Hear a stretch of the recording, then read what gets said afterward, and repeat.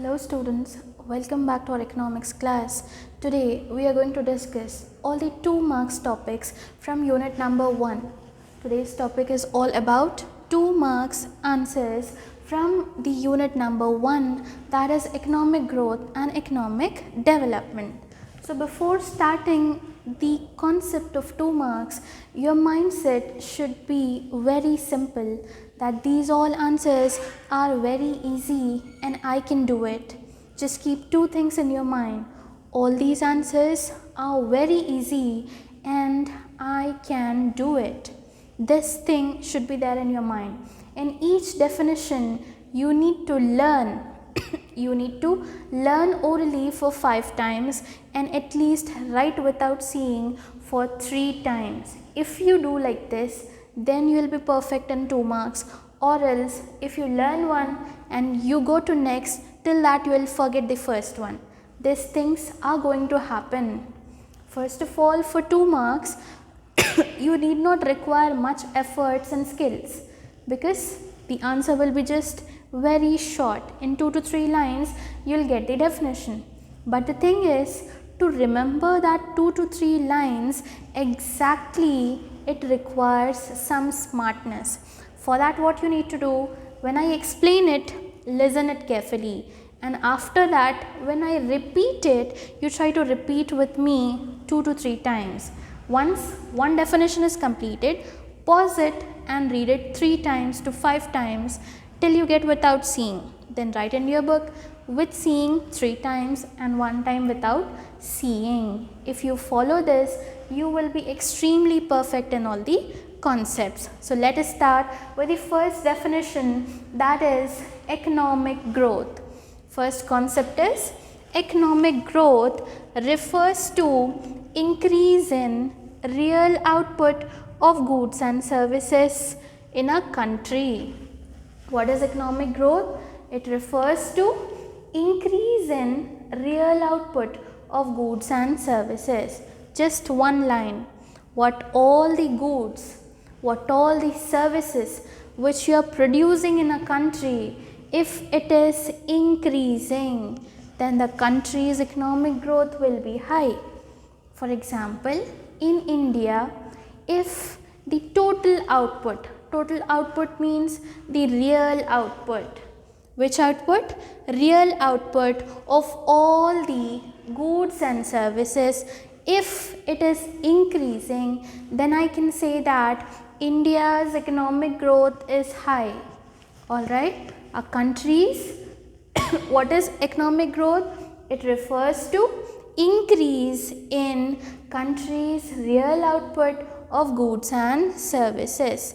It is related with especially developed countries. We were having 3 countries: developed country, developing country and underdeveloped country. So economic growth occurs in which countries? Developed countries such as USA, UK, etc. So let us recall it once again. What is economic growth? It refers to increase in countries' real output of goods and services. Increase in which output? Real output. Increase in real output of what? Of goods and services. Increase in real output of goods and services in a country is known as economic growth. It occurs in which countries? It occurs in developed countries. So first definition, economic growth, is completed. What is economic growth? It refers to increase in countries' real output of goods and services is nothing but economic growth. Let us see the second one, that is economic development. It implies to the progressive changes. Which changes? Progressive means it is having much progress, means it is increasing day by day. So progressive changes in socio and economic structure of a country. Whenever you find the word socio, that is related with health and education. Whenever you see the word economic, that is related with money. Alright, we are having two concepts, socio and economic. Socio and economic structure of a country. What is economic development? It implies to which changes? Progressive changes. It implies to progressive changes in the socio and economic structure of a country. Then it is mainly related with developing countries. Which countries? Developing countries. Economic growth is related with developed countries. Economic development is related with developing countries. So two definitions are completed. Okay, now see the third one, that is sustainable development.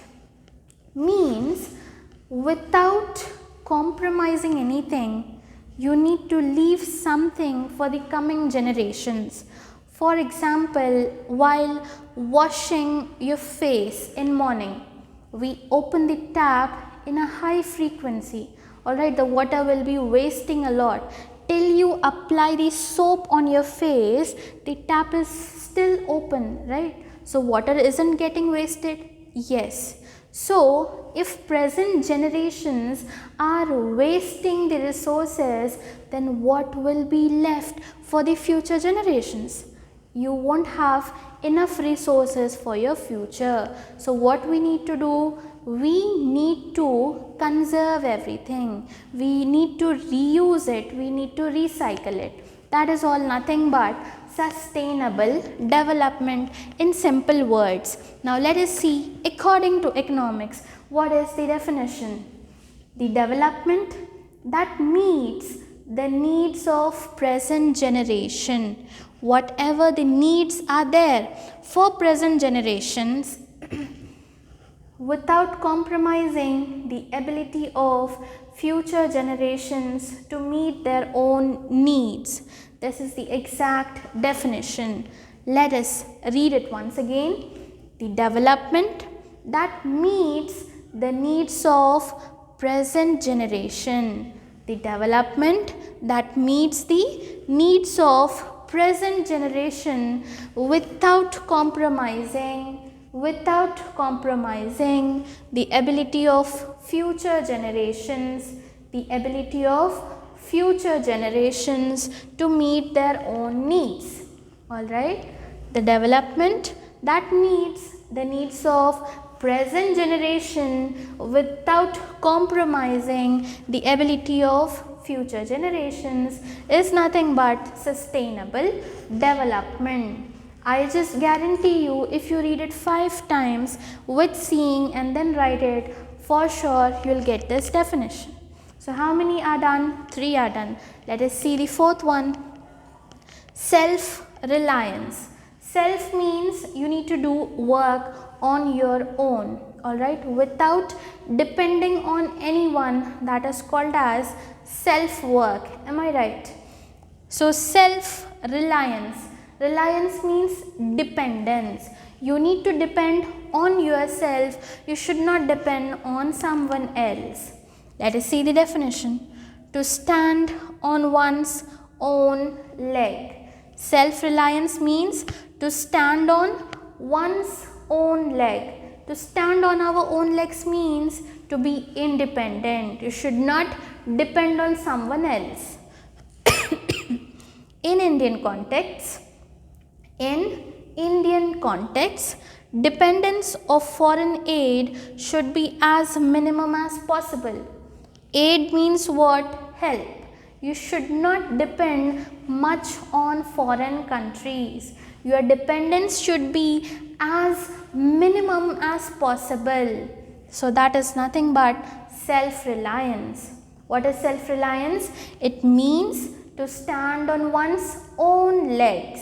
To stand on one's own legs in Indian context, the dependence on foreign aid should be as minimum as possible. This is nothing but self-reliance. Let us see the last one, that is human capital. the amount of capital which you spend on education, health, skill formation, research, training, etc. All the amount of capital which you are spending on all these things are nothing but human capital. Is that clear? On education, if I am spending money, on skill formation means in order to develop my English, if I am taking classes, I am spending some money. That is nothing but capital. Money is nothing but capital. So whatever the amount of capital I am spending on education, on my health, on skill formation, on research, on certain training, then that amount of capital is called as human capital. Is that clear? Whatever the capital you are spending on health, education, skill formation, research and training is nothing but the human capital. In our country, if the labor is skilled and efficient, if the labor is skilled as well as efficient. Skill means you are having certain knowledge. Alright, I am speaking in front of you.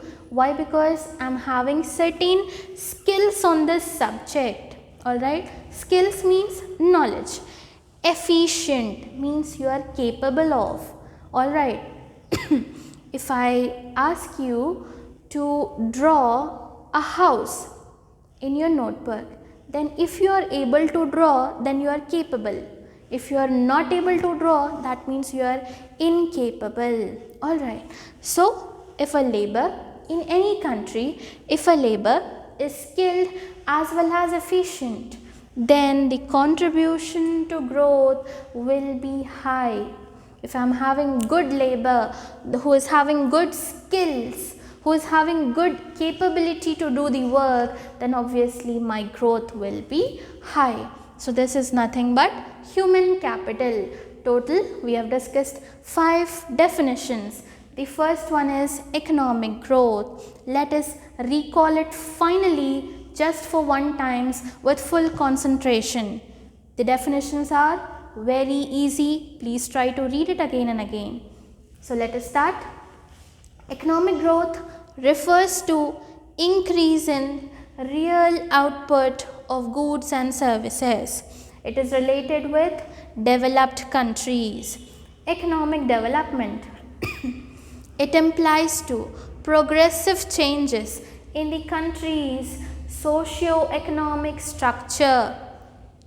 It refers to progressive changes in the socio-economic structure of a country. It is related with developing countries.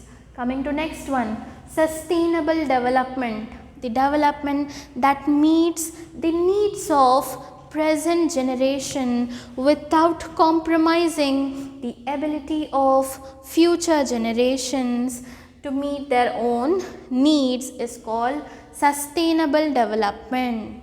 Then what is self-reliance? Self-reliance means to stand on one's own legs. In Indian context,